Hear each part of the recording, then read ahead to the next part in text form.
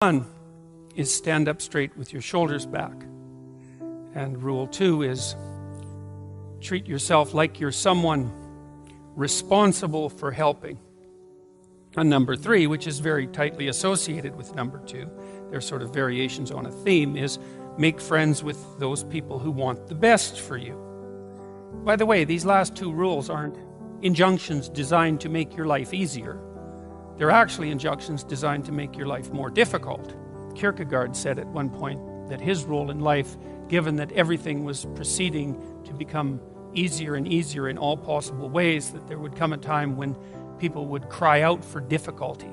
And so that's partly how he envisioned his role in the world, interestingly enough, as a universal benefactor of mankind who would strive to do nothing other than to make life more difficult for everyone. Right, and so rule 2 and 3 are like that, because treat yourself as if you're someone responsible for helping isn't the same as be nice to yourself. It's not that. And to associate with people who want the best for you means that they get to demand the best from you. And that's also not an easy thing. Rule 4 is compare yourself to who you were yesterday and not to who someone else is today. And that's an injunction about envy. You need things that are above you because you need to do something worthwhile with your life. You need something to aim at, but one of the consequences of that is that you can become envious of people that you believe have attained more in a deserved or undeserved manner, and that can make you bitter. And so it's much better to compare yourself to yourself and to use yourself as the target for improvement and comparison. Rule 5 is don't let your children do anything that makes you dislike them. And the rule of thumb there is if you dislike them, then other people will. And it's a bad idea to allow your children to act in a way that makes other children dislike them or adults dislike them, given that they're going to have to deal with children and they're going to have to deal with adults. So your primary responsibility as a parent is to help your child learn how to behave so that the social world opens up its arms to them and welcomes them at every level. And you've done your job if you can manage that. And it's not a simple thing to do. Rule 6 is put your house in perfect order before you criticize the world. And that's not take no action for others until you have your act together. That isn't what the rule means. It means that bind your ambition with humility and work on what's right in front of you that you will suffer for if you get wrong before you engage in the large-scale transformation of other people. Rule 7 is do what is meaningful and not what is expedient. And I would say in some sense that's the core ethos of the book. Not exactly, because rule 8, which is tell the truth or at least don't lie, is a necessary conjunction to that, or a necessary additional element, because I don't think that you can pursue what is meaningful without telling the truth. And the reason for that is if you don't tell the truth, or let's say if you lie, which is an easier way to think about it, you corrupt the mechanisms, the instinctual mechanisms that manifest themselves as meaning, and then you can't trust them. And that's a very bad idea. So the fundamental reason to not lie is because you corrupt your own perceptions if you lie.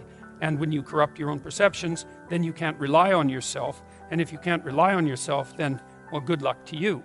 Because what are you going to rely on in the absence of your own judgment? You've got nothing if you lose that. Rule 8 is, as I said, tell the truth or at least don't lie. Rule 9, assume that the person that you're listening to knows something you don't. And that's not so much a mark of respect for the person, although it is that. It's a mark of recognition of your own unbearable ignorance. One of the things you have to do in life, you have to decide what's more important, what you know or what you don't know. First of all, there's a lot of what you don't know. And so if you make friends with that, if you decide that's important, then, well, that's a good thing, because you're going to be surrounded by what you don't know your entire life. And so if you're appreciative of that, then that's going to make things go better for you. But the other element of that is, well, why should you be appreciative of what you don't know? And the answer to that is, well, you shouldn't. If your life is absolutely perfect in every way, you have exactly what you need and want, you've put everything in order around you, then what you know is sufficient. But if you believe that things could still be put right around you in your own personal life, and with regard to the effect that you have on other people, then obviously what you don't yet know is more important than what you do know, and you should be paying attention to find out what you don't know at every possible moment. And if you're fortunate when you have a conversation with someone and you're actually interested in what they say, then even if they're not very good at communicating, even if they're awkward, or even if they display a certain amount of enmity towards you, there's always the possibility that they might tell you something you don't know, in which case you can walk away from the conversation less ignorant and corrupt than you were when you started the conversation. And if your life isn't everything that you would like it to be, then being slightly less ignorant and corrupt is probably a good thing. And so Rule 10 is be precise in your speech. And that's an observation, I would say, that's a variant of a New Testament injunction, which is, or maybe a description of the nature of the world, which is knock and the door will open, and ask and you will receive, which is a very strange theory, let's say, but which I would say is far more in accordance with what we know about the psychology of perception, let's say, than you might imagine, because it is the case that you don't get what you don't aim at. You might get what you do aim at, and your aim might get better as you aim as well, which is something to consider. If you specify the nature of the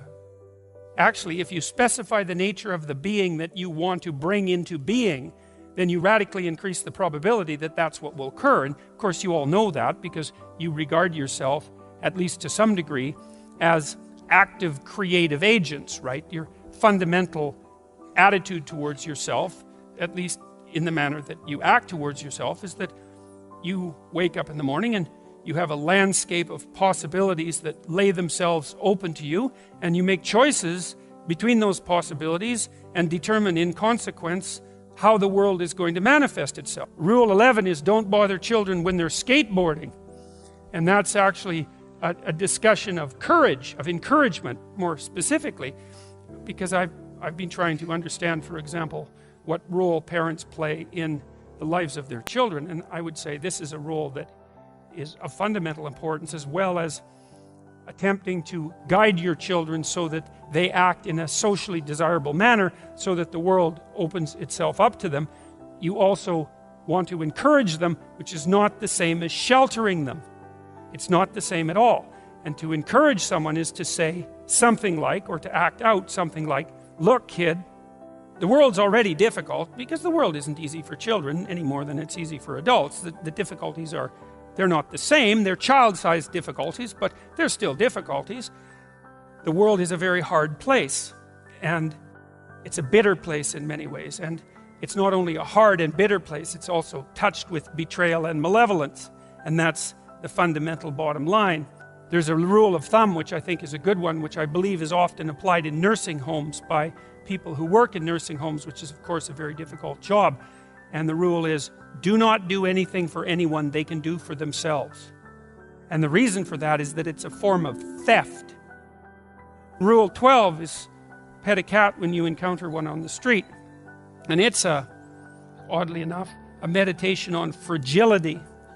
It's a discussion of what you do when you don't know what to do. And that's really when things have gone badly for you, when you face a terrible tragedy in your own personal life, or in your familial life, or perhaps even in the life of your community, when things come crowding in at you too quickly.